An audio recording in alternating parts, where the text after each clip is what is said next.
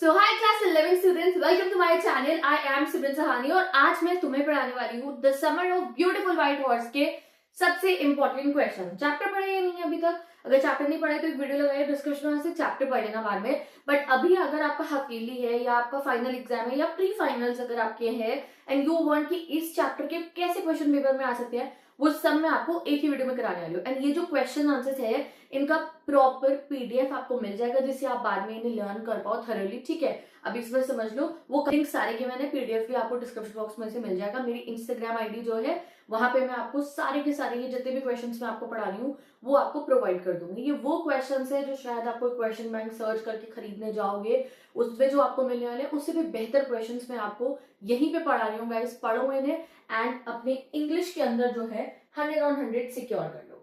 तो पहला क्वेश्चन आता है भाई, why was Aram surprise when he saw Mourad in the morning. तो भाई आरम भाई को क्या हो गया था, भाई मिलने ही तो आया था, इतने सरप्राइज क्यों हो गए थे? तो आरम सरप्राइज इसलिए था बिकॉज एक तो उसका भाई अर्ली मॉर्निंग में आ गया था और आया था एक बहुत बढ़िया व्हाइट कलर के हॉर्स के साथ। और हॉर्स के साथ आना यकीन इसलिए ना क्योंकि वो तो बहुत ही गरीब लोग थे। तो उसको लगा भाई मेरा भाई ऐसे कैसे इतना अमीर तो है नहीं है कि भाई हॉर्स खरीद के ले आया होगा। तो ही वाज लाइक क्या ही हो रहा है कि मेरे साथ में, समझ गए? तो he can not believe that a boy of his tribe जो है वो हॉर्स ला सकता है या फिर वो चोरी कर सकता है। चलो अगले पे चलते हैं। Who was uncle Khusro, why was he considered the craziest streak of his tribe. तो भाई अंकल खुसरो कौन थे और उनको क्रेजी स्ट्रीक क्यों बोला जाता था? तो याद है भाई चैप्टर में? नहीं याद? अंकल खुसरो वो थे, वो बड़े से मोटे से अंकल थे, उनकी मूछें थी बड़ी बड़ी और वो हर बात में क्या कहते थे, कोई दिक्कत की बात नहीं है, टेंशन मत लो, it is no harm, pay no attention to it. वो हर बात पे यही बोलते थे। तो बस तुम अपने दिमाग में ये बनाओ अपना आंसर हिंदी में और चिल करो। इतनी इंग्लिश तुम्हें आती है कि तुम उसे इंग्लिश में बना के लिख दोगे। ठीक है, तो क्या है, अंकल खुसरो रिलेटिव थे आरम के। He was an enormous, enormous मतलब क्या, बहुत बड़े आदमी थे। बड़े आदमी मतलब पैसों से नहीं, मतलब इन फिजिक बहुत बड़े थे। ही वॉज शॉर्ट टेम्पर्ड, जल्दी गुस्सा आता था, इम्पेशेंट बाय नेचर थे और उनका स्टैंडर्ड रिस्पॉन्स था हर प्रॉब्लम के लिए, it is no harm, pay no attention to it. तो क्या मुश्किल है क्वेश्चन? नहीं, यही आएंगे आपके पेपर में। Who was John Byro. John Byro कौन था भाई? जॉन बायरो वो फायरमैन था जिसका घोड़ा इन लोगों ने चुराया था। वो सैड क्यों था, क्वेश्चन ये है। तो जॉन बायरो सैड इसलिए था क्योंकि उसका घोड़ा चोरी हो गया था और उसके बिना जो है उसको बहुत दूर दूर तक पैदल चलना पड़ रहा था और उसकी सरी यूजलेस थी विदाउट अ हॉर्स। तो ये क्वेश्चन पेपर में काफी बार आता है। ठीक है, why did Murad return the horse. भाई अब मुराद भाई ने रिटर्न क्यों करा था हॉर्स को? जॉन बायरो ने तो नहीं कहा था ना कि तुम चोर हो, उसने तब भी अगले दिन रिटर्न कर दिया। व्हाई? तो भाई मुराद उस ट्राइब को बिलोंग करता है जो ऑनेस्टी के लिए जाने जाता है। भाई पहली बात तो इन बच्चों ने करी बहुत बड़ी गलती थी घोड़ा चुरा के। जब तुम्हारी फैमिली को ये पॉलिसी है कि वो ऑनेस्ट लोग हैं तो तुमने चोरी करी ही क्यों? और उसके बाद वापस भी नहीं कर रहे थे। याद है तुम्हें वो आरम गया तो उसके घर में कह रहा था जब तक मुझे नहीं आएगा घोड़ा सीखना तब तक वापस मत करियो। तो ये बच्चों का बचपना दिखाता है हमें चैप्टर। बट जब उन्हें अपनी गलती रियलाइज हुई कि जॉन बायरो ने हमारी फैमिली की ऑनेस्टी की वजह से कुछ नहीं बोला, चाहे उसे पता था हमारा ही हॉर्स है, तो अगले दिन वो वापस कराए। तो he could not tolerate John Barrow का expression when he seemed to have recognized the horse. It was not charming for him anymore to keep the horse after this incident. तो उसको अपनी गलती रियलाइज हो गई थी। Why did John Barrow not accuse Murad of stealing the horse, though he recognized his horse? भाई उसको पता था। तुम्हें क्या लग रहा है जॉन बायरो को नहीं पता था? उसे पता था, उसने अपनी आंखों को कहा नहीं ये नहीं हो सकता, कि ये बच्चे चोरी कर ही नहीं सकते हैं। तो दो John बायरो could recognize the horse, he did not blame Murad stealing because उसको पता था कि उसके पेरेंट्स कैसे, उसकी फैमिली कैसी है, इसलिए उसने नहीं कहा कि ये मेरा हॉर्स है। ठीक है, what two correct traits of Murad are hinted by the narrator in the initial part of the story? Narrator कौन आ गया भाई यहाँ पे? ये जो आराम छोटा बच्चा है यही नरेटर है, बड़े होकर कहानी सुना रहा था अपनी। तो मुराद के दो कैरेक्टर ट्रेट बताए थे। पहले कि वो समवट क्रेजी और एसेंट्रिक है, ये एसेंट्रिक आपके एक्स्ट्रा क्वेश्चंस में आ सकता है। और दूसरा वो पैशनेटली ऑब्सेस्ड था हॉर्सेस के साथ में। इन एडिशन वो काफी लाइवली रहता था, स्ट्रॉन्ग और डेयरिंग स्पिरिट का था। What does the narrator mean when he says that distribution of various kinds of spirits, जो इनके spirits मतलब क्या होती है, आत्माएं जो इनकी ट्राइब की, वो जो है काफी कैप्रिशियस एंड विग्रेंट है, यानी कि वो काफी चालाकी करती हैं। How does he illustrate his point? तो तुम्हें याद होगा मैंने चैप्टर में पढ़ाया था, तुमने चैप्टर नहीं पढ़ा तो मैं शॉर्टकट मारने की दीदी बस क्वेश्चन पढ़ के जाने तो ठीक है, यहाँ समझा देती हूँ। तो भाई क्या हुआ था वो बताता है कि वैसे क्या होता है कि आप अपने पापा की जैसी शक्ल आपकी हो सकती है, आपकी जेनेटिक्स मैच कर सकते हैं। बट ये कहता है कि हमारे ट्राइब के अंदर कि आपके जो स्पिरिट है, जो आपकी सोल है, जो आपका नेचर है कि आप किस पे गए हो, वो जरूरी नहीं आपके फादर पे डिपेंड हो, वो आपकी ट्राइब में से किसी भी इंसान पे हो सकता है। तो हमारे ये मुराद का जो नेचर था कि वो इतना जॉली सा है, इतना बेवकूफ, नहीं मतलब बेवकूफ नहीं कहेंगे, मतलब क्रेजी सा है और इम्पेशेंट है, उसको कोई फर्क नहीं पड़ता दुनिया क्या सोच रही है। ये किस पे गया था? ये अंकल खुशरफ पे गया था। उसके पापा तो बहुत डिसेंट से थे, उनका नाम था जोरा, बट वो अंकल खुशरफ पे गया था। तो narrator means that personal temper and temperament, मतलब एक नेचर ना एक इंसान का, did not always predictively pass predictively from father to sun.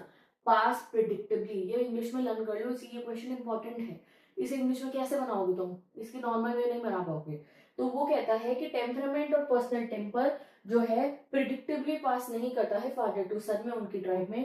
He illustrates by noticing that Murad's father Zurab was practical और sensible, yet Murad जो है eccentric है, और ऐसा लगता है कि उसने ये ट्रेड अंकल खुशरो से ही गैदर किए हैं। Describe the antecedent which confirm कि नरेटर के जो अंकल खुशरो है वो सही में पागल है।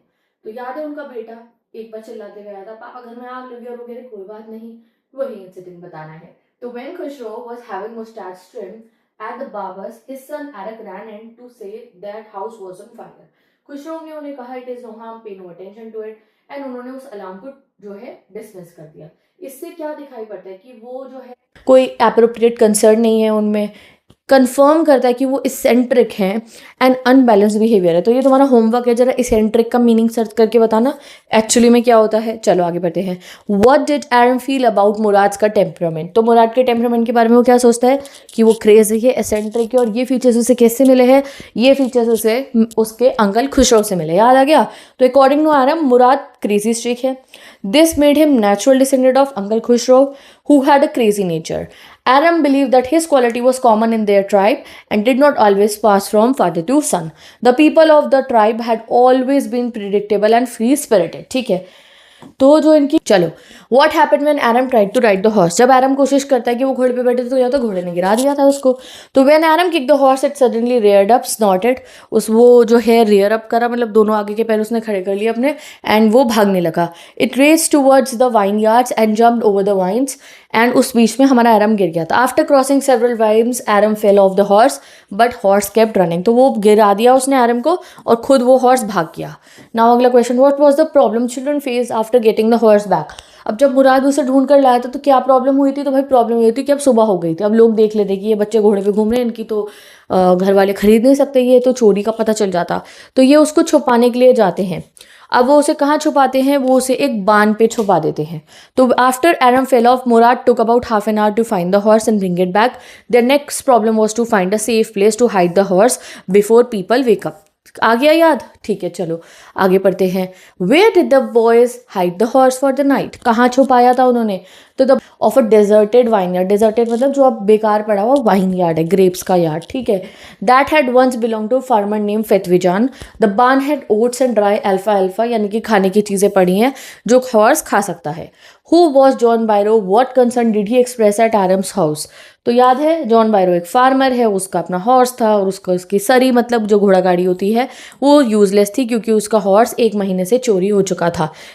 पढ़ लो इसको, अभी नहीं पढ़े इंस्टाग्राम वाले प्रिंट आउट करवा के पढ़ लेना। Mourad showed a special concern for his animal, justify करो। तो यस, ये बहुत इंपॉर्टेंट CBQ है, case based question, competency based question, कि मुराद को जानवरों से बहुत प्यार था।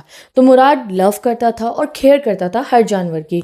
He looked after the white horse with great care, उसने वाइट हॉर्स का भी बहुत ध्यान रखा। एरम ने एक बार उसको जो है बर्ड को भी ट्रीट करते हुए देखा था। इवन जो डॉग्स थे जॉन बायरो के फार्म के, वो भी उस पर नहीं भौंकते क्योंकि वो उनका भी फ्रेंड था। What did John Barrow mean? A suspicious man would believe his eyes instead of his heart. A very important question now. भाई वो कहता है कि एक शक्की आदमी अपनी आंखों पे भरोसा करेगा, अपने दिल पर नहीं। वो कब कहता है? जब उसे पता था उसका हॉर्स है, बट वो नज़रअंदाज कर देता है। तो John बायरो recognized that horse looked exactly like his own. However, he trusted the honesty of the Gargolian family so much that उसने रिफ्यूज़ कर दिया बिलीव करने के लिए कि उन्होंने चोरी की होगी। His heart trusted the boys more than what his eyes saw. अगले क्वेश्चन पे आते हैं अब हम, क्वेश्चन नंबर 16। वैसे नंबरिंग सब ऊपर नीचे गलत है इसकी। Why did Aaron run over to his cousin's house soon after Byro was gone? क्यों वो भाग के जाता है? जैसे ही जॉन बायरो बताता है मेरे घर में चोरी हुई है, मेरे घोड़ा चोरी हुआ है। What promise did he extract from Mourad? तो वो भाग के जाता है और बताता है कि जो है हमारे John Byro visited Aram's house and उसने उसे बताया कि उनका जो वाइट हॉर्स है वो अनट्रेसेबल है। तब अंकल खुशरोब ने उन्हें चुप करा दिया, बट एरम जो है समझ गया था कि वो वही हॉर्स है जो उन्होंने बांध पे छुपाया है, इसलिए वो भाग के मुराद के घर पे गया और उसे क्या प्रॉमिस करवाया कि अभी वापस नहीं करेंगे, जब पहले मुझे चलाने सिखा देगा तब करेंगे। बहुत चालू था ये भी। How did Mourad put John Byro off when the two met one morning. तो भाई सामने सामने जब उस दिन उस सुबह जो है पता चल गया था जॉन बायरो, और बोलो तुम्हें डर लगेगा ना, तुम चोरी करिए सामने मालिक आ जाए, ये तो डरता भी नहीं था मुराद। तो उसने कैसे रिएक्ट करना था। तो one morning the two cousins ran into the farmer John Byro who recognised his horse and examined it thoroughly. But Mourad ने कॉन्फिडेंटली बताया कि उसके हॉर्स का नाम माई हार्ट है, और बायरो ने भी ज़्यादा फस क्रिएट नहीं करा क्योंकि उसे पता था कि वो तो बहुत ऑनेस्ट लोग हैं, तो ये चोरी नहीं कर सकते। Mourad claimed he had a way with dogs as well. How did he support this claim. तो उसने कहा था I have a way with dogs also. क्या सपोर्ट करा? येस, वो डॉग्स भौंकते ही नहीं है इन लोगों के ऊपर, मतलब वो उनका फ्रेंड था। तो Mourad had enough of riding, उसको घोड़ा चलाना भी आता था। Before he was declared a thief he took the horse to its owners barn. तो अब वो काफ़ी उस वाइट हॉर्स को चला चुका था, तो अब उसकी और ज़रूरत नहीं लगी, उसे लगा वापस कर देना चाहिए, उसे अपनी गलती रियलाइज़ हुई। तो Aram noted with surprise that the dogs there made no sound. Aram को लगा यार ये इसके फार्म के डॉग्स क्यों नहीं भौंक रहे मेरे भाई पे। तो Mourad said boastfully that he had a way with dogs also, a sort of understanding with them. What change did John Byron notice in his horse after it was returned to him? क्या changes आए थे horse में, तो वो बताता है कि पता नहीं कैसे उसका स्ट्रॉन्गर हो चुका है उसका हॉर्स, और उसका टेम्परामेंट भी अच्छा हो गया है। अगला question, what were the chief traits of Garoghlanian tribe. तो पहला ट्रेट तब बहुत ही गरीब थे ये लोग। दूसरा जो है इनके पास पैसे नहीं है, पता नहीं कब से। Most amazing and comical form of poverty है इनके पास, बहुत ही गरीब लोग हैं इनके, बहुत ज़्यादा गरीबी है इनका। But this tribe is famous for his honesty 11th century से, एंड ये कभी भी चोरी नहीं करते और दूसरे का फ़ायदा नहीं उठाते हैं। According to Aram, stealing a horse for a ride was not the same as stealing money. Elaborate how Aram justifies मुराद का एक्शन। वो कहता है घोड़ा चोरी करना और घोड़े को चलाने के लिए चोरी करना, जब तक हम उसे बेचना इज़ डिफरेंट। उसने कैसे जस्टिफाई करा कि मेरे भाई और मैंने कोई गलती नहीं करी है। तो Aram felt that stealing a horse was not the same as stealing money. कहता है घोड़ा चुराना, पैसे चुराना अलग बात है, इसे चोरी नहीं कहेंगे हम। It was not even stealing in their case. कहता है हमारे केस में तो ये चोरी भी नहीं है, क्योंकि हम इतने पागल हैं ना हॉर्सेस के लिए, and they have taken the horse only for riding, और हम तो बस चलाने के लिए चुराया है। He felt it would not have be called stealing until they offered to sell the horse. तो जब तक हम इसे बेचते नहीं तब तक हमारा कोई कसूर नहीं है, ठीक है। चाहे वो बुढ़ा बेचारा 1 महीने से पैदल चल रहा है, हमारी गलती नहीं, हम बेच तो नहीं रहे ना। Which they would never do. Mourad has a special concern for animal justify. तो मुराद ने 3 एग्जाम्पल्स दिए। पहले उसने उस हॉर्स का इतना ध्यान रखा कि वो स्ट्रांग हो गया, मतलब पहले वो वीक था, क्या पता, मुझे तो लगता है उसने इसीलिए उसे चुराया और कि वो उसको ठीक कर पाए, जॉन बायरो से ना संभल रहा हो, ठीक है। ये मेरी पर्सनल अपने एडिशंस है इसमें, ठीक है। यंग रॉबिन का उसने जो है पंख ठीक करा था। और तीसरा वो डॉग्स के साथ भी जो है बहुत ही ज़्यादा उसका अच्छा फ्रेंड्स टाइप था वो, तभी तो उसके पे भौके नहीं थे। बट अगर आप वो भी मेंशन नहीं करोगे तो ये दोनों चीज़ें आपको लिखनी है। विद दिस मैंने आपको सबसे इंपॉर्टेंट क्वेश्चन करा दिया इस चैप्टर के। हम मिलेंगे नेक्स्ट वीडियो में जहां हम अगली चैप्टर के इंपॉर्टेंट क्वेश्चंस करेंगे। अब बस तुम्हें क्या करना है, ये क्वेश्चन आंसर्स को तो मैंने समझा दिया ना, अब इन्हें कॉपी में लिख लो या प्रिंट आउट करवा के लिया ना, मैंने इंस्टाग्राम पे पोस्ट कर दिए हैं ये सारे क्वेश्चंस, फ्री ऑफ कॉस्ट है। कोई तुम्हें क्वेश्चन बैंक रिफ्रेशर खरीदने की ज़रूरत ही नहीं है, ना 11th में पड़ेगी ना 12th में पड़ेगी। मैं सारा कॉन्टेंट आपको प्रोवाइड कर रही हूँ, बस जाके प्रिंट आउट निकलवा लाना, ठीक है। और इन्हीं को पढ़ के चले जाना, पेपर आपका यहीं से आएगा। और वीडियो नहीं देखी है तो वीडियो का भी लिंक लगा दिया है। तो मिलेंगे नेक्स्ट वीडियो में, बाय बाय, बेस्ट ऑफ।